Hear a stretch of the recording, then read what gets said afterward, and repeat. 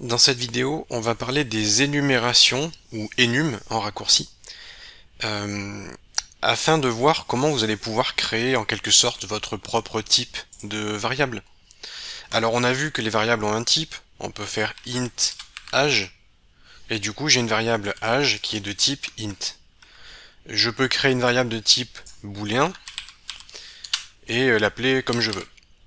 Mais comment faire si vous voulez créer une variable qui a un type particulier?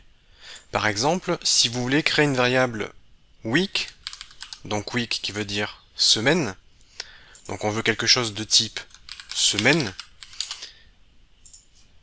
qui peut avoir pour valeur par exemple lundi ou mardi ou mercredi. Comment vous faites si vous voulez créer un type, par exemple color, qu'on appellerait donc couleur? On a une variable couleur de type color, et qui pourrait être égale à blue, red, green. Comment on fait quand on veut créer quelque chose qui n'existe pas? Eh bien on va passer par les enums. Alors une enum, ça se décrit comme ceci. Alors on va se mettre en dehors de notre main, comme ça l'enum sera global, et on va utiliser le mot-clé enum. Ensuite, une fois que vous êtes à cette étape-là, c'est comme une variable, vous allez donner un nom à votre enum, et par exemple, imaginons qu'on ait un blog, ou un forum avec des utilisateurs, et que les utilisateurs aient des badges.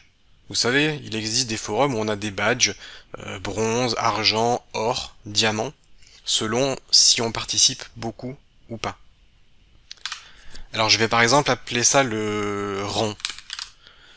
Je vais mettre enum rank. Rank, c'est moi qui décide d'utiliser ce mot-clé. Donc j'aurais pu utiliser médaille ou médaille en anglais, ou badge.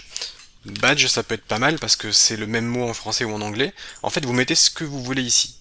On écrit enum, on met un mot qui décrit ce qu'on souhaite définir. Et ensuite, entre accolades, on va écrire les différentes possibilités. On va mettre bronze, silver, gold, et on termine par un point virgule. Donc là, j'ai créé mon enum. Ici, je définis ce qu'est un badge. Un badge, c'est quelque chose qui peut avoir ça comme valeur. Sachant que là, je l'écris comme ça, donc c'est comme ça que ça se fait, mais sachant que vous pouvez donner une valeur. C'est tout à fait possible de donner une valeur, mais par défaut, les valeurs sont déjà celles-ci. Le premier élément aura la valeur 0, le deuxième élément aura la valeur 1, et ainsi de suite. 0, 1, 2, 3, 4. Donc vous pouvez manuellement modifier les valeurs, ou simplement mettre les mots-clés, et elles auront, enfin tout aura déjà une valeur par défaut. Et maintenant, je peux créer une variable. Alors on va dire qu'on a des utilisateurs et que les utilisateurs peuvent avoir un badge. Je vais donc créer une variable que je vais appeler userBadge, qui sera de type, eh bien de type badge. Puisque maintenant qu'on a créé notre enum, on a la possibilité d'utiliser l'enum comme type de variable. Donc pour initialiser notre variable, on va mettre des accolades, et ensuite, à un moment donné dans le programme, je peux dire userBadge est égal à bronze, puisque c'est le badge qu'on a par défaut. Ça, c'est quand on est de rang 0. Je peux faire un cout de userBadge.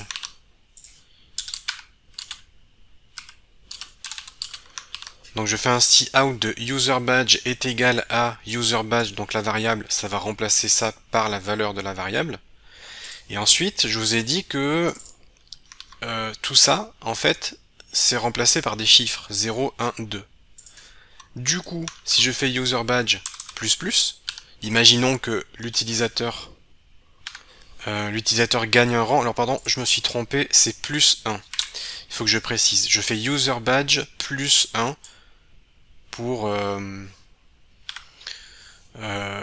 pour changer la valeur. Donc imaginons que l'utilisateur gagne un rang parce qu'il a participé au forum et qu'il a posté un message. Alors on va incrémenter de 1 son badge. Et du coup, si je fais de nouveau un cout, je vais pouvoir visualiser quelle est la nouvelle valeur de son badge. Et en fait, je peux le faire directement en une seule ligne ici. Je peux mettre user badge plus 1. Ce qui fait que là, ça va m'afficher le badge initial. Et là, je vais simuler le fait que l'utilisateur a gagné un badge. CTRL S, je lance le projet. Et là, j'ai le user badge 0 qui est bien égal à 0 et le user badge plus 1 qui est égal à 1. Donc vous voyez que notre mot-clé correspond à des chiffres. Et donc ça, c'est vraiment super pratique parce que vous pouvez avoir, par exemple, un espace membre qui est réservé seulement aux membres Gold. Et alors, à ce moment-là, vous pourrez faire if user badge est égal à Gold, ou alors j'aurais pu dire est égal à 2, c'est la même chose. Si user badge est égal à Gold, eh bien je peux faire un cout, et donc ça c'est un utilisateur premium, qui aura un accès privilégié à je ne sais trop quoi. Donc là on peut dire que c'est un utilisateur premium s'il est Gold, et sinon, else, bah du coup il n'est pas premium. Donc si je lance le projet, on voit que je ne suis pas premium. En revanche, si mon user badge était égal à 2, donc 2 c'est quoi? C'est Gold, parce qu'on compte 0, 1, 2, et bien là je suis premium. Donc vous voyez que selon le badge qu'on a, on est considéré comme premium. Et je vous ai dit que ça, c'était remplacé par le chiffre. Donc en fait, si je mets 2 ici directement, eh bien, le comportement sera le même. J'ai bien premium ici qui apparaît. Donc voilà comment vous pouvez créer vos propres types. Bon, c'est pas tout à fait l'équivalent des types, mais vous avez compris le principe. Ça va vous permettre de créer vos propres énumérations avec des valeurs ici qui sont prédéfinies. Et d'ailleurs, vous voyez, si je survole avec la souris, j'ai une petite pop-up qui apparaît et qui m'affiche le numéro ici. Vous voyez que Gold est égal à 2. Ça m'affiche le numéro correspondant. Et ça donc c'est vraiment super pratique parce que parfois vous aurez besoin de créer vos propres valeurs. Ça vous permettra de limiter les erreurs. Parce que par exemple si vous aviez utilisé un int, bah, ça aurait été tout à fait possible de faire user badge de type int et de dire que c'est égal à 1, 2, 3. Sauf que un int ça peut également être égal à 4 ou à 5 ou à 10 ou à 50 alors que bah, vous avez que 3 badges. Donc en fait le fait de créer votre propre enum, ça va limiter les possibilités pour forcer le codeur à utiliser ce qui fait partie de l'enum, et donc il ne peut pas y avoir de débordement. Vous serez obligé d'utiliser les valeurs ici qui vous sont fournies, ce qui fait que ça évite les erreurs, et ça fait un code plus propre, plus lisible, plus maintenable. Donc voilà, super important à connaître.